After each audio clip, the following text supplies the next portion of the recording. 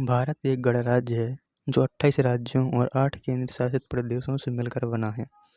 उत्तर प्रदेश, मध्य प्रदेश, राजस्थान, पंजाब, हरियाणा जैसे 28 राज्य हैं देशों में और 8 केंद्र शासित प्रदेशों में अंडमान व निकोबार द्वीप समूह, चंडीगढ़, दादरा और नगर हवेली, दमन और दीव, दिल्ली, जम्मू कश्मीर, लद्दाख, लक्षद्वीप और पुडुचेरी हैं।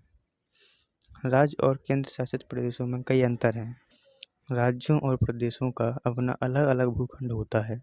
राज्यों का एरिया अपेक्षाकृत बड़ा होता है, जबकि केंद्र शासित प्रदेश अपेक्षाकृत थोड़े छोटे भूखंड वाले हिस्से होते हैं। राज्यों की बात करें तो राज्यों का अपना अलग प्रशासनिक प्रभाग होता है, जिनमें अपनी राज्य सरकार होती है, निर्वाचित मुख्यमंत्री और मंत्रिमंडल होता है, जो राज्य की जनता द्वारा चुना जाता है, जो मिलकर विधानसभा में राज्य के लिए कानून बना सकते हैं। राज्य सूची में शामिल क्षेत्रों पर राज्य सरकार कानून बना सकती है। सार्वजनिक व्यवस्था, पुलिस और भूमि, जबकि शिक्षा और वन जैसे विषयों पर जो समवर्ती सूची में आते हैं, उन पर राज्य व केंद्र सरकार दोनों कानून बना सकते हैं।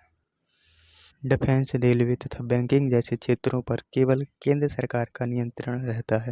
केंद्र शासित राज्यों की बात करें तो सबसे पहला सवाल यह आता है कि इन्हें बनाया क्यों गया है। भारत सरकार कुछ क्षेत्रों पर सीधा नियंत्रण कर सके, इसके लिए केंद्र शासित प्रदेश बनाए जाते हैं। देश की राजधानी को नियंत्रण रखने के लिए दिल्ली को केंद्र शासित प्रदेश बनाया गया है। कुछ अलग भूभाग जिन पर नियंत्रण रखना भी जरूरी है। कुछ भूभाग भारत से अलग थलग हैं, जिन पर नियंत्रण रखने के लिए उन्हें केंद्र शासित प्रदेश बनाया गया है।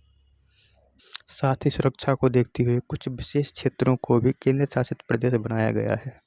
केंद्र शासित प्रदेशों में राज्यों की तरह अपनी सरकार नहीं होती। दिल्ली, पुडुचेरी और जम्मू कश्मीर को छोड़कर बाकी केंद्र शासित प्रदेशों में अपनी कोई सरकार नहीं होती, जबकि इन तीनों राज्यों में अपनी चुनी हुई सरकारें होती हैं। सभी केंद्र शासित प्रदेशों पर केंद्र सरकार नियंत्रण रखती है। इनका प्रशासक केंद्र की तरफ से नियुक्त किया जाता है, जिसे उपराज्यपाल, एलजी या प्रशासक नियंत्रक कहते हैं। दिल्ली, पुडुचेरी और जम्मू कश्मीर में अपनी चुनी हुई सरकार होती है, जिसका अपना मुख्यमंत्री और मंत्रिमंडल होता है, जो पुलिस, सार्वजनिक व्यवस्था, भूमि से संबंधित कानूनों को छोड़कर बाकी विषयों पर कानून बना सकती है। विभागों को नियंत्रित करना, सरकारी नीतियों को लागू करना आदि काम करती है। पुलिस, सार्वजनिक व्यवस्था, भूमि से संबंधित कानून को उपराज्यपाल, एलजी बनाता है।